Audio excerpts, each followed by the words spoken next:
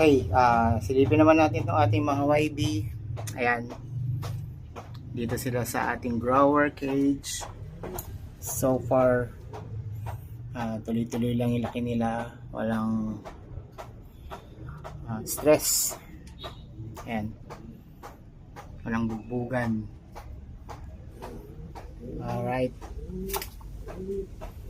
Si Yelo natin at saka si Ayumi.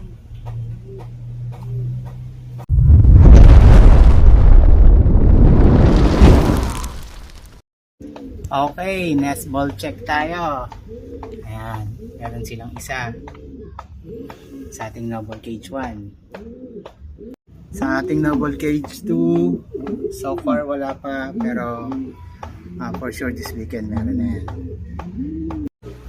Okay, dito sa ating noble cage 3, last pa sila, may itlog, dalawa yan naglilingden. Okay, itong noble cage 4, yung itlog nila galing noble cage 3, noble cage 7, nililimliman nila. Pinasetter muna natin sa kanila. Noble cage 5 natin, ayan, papasubo pa sila pero meron na tayong isa ulit dito sa kanila. Itong ating red at saka white bar or red white bar, meron na silang isa, kakalabas lang niyang kanina. Noble cage 7 natin, meron ng dalawa, yun nga lang, sana limliman nila ngayon. Yan. Noble cage 8 natin, noble cage 8 natin, si Demi at saka si yellow red stencil, meron na silang isa. Yan. So from bottom to the top, merong itlog ang ating mga breeder. Yan.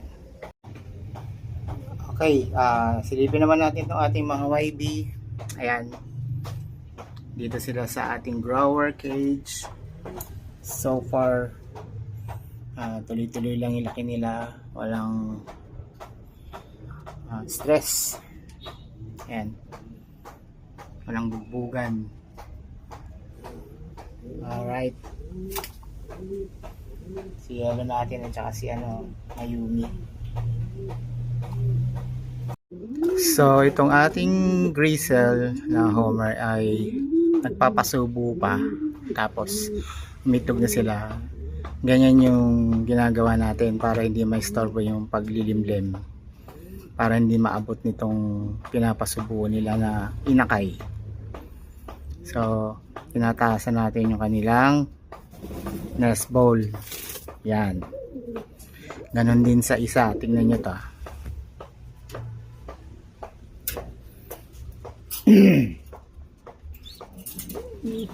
Yan. Si whitetail at saka si Itero Yellow umitlog na ngayon. So ayan, nag-abot na, papasubo pa rin sila.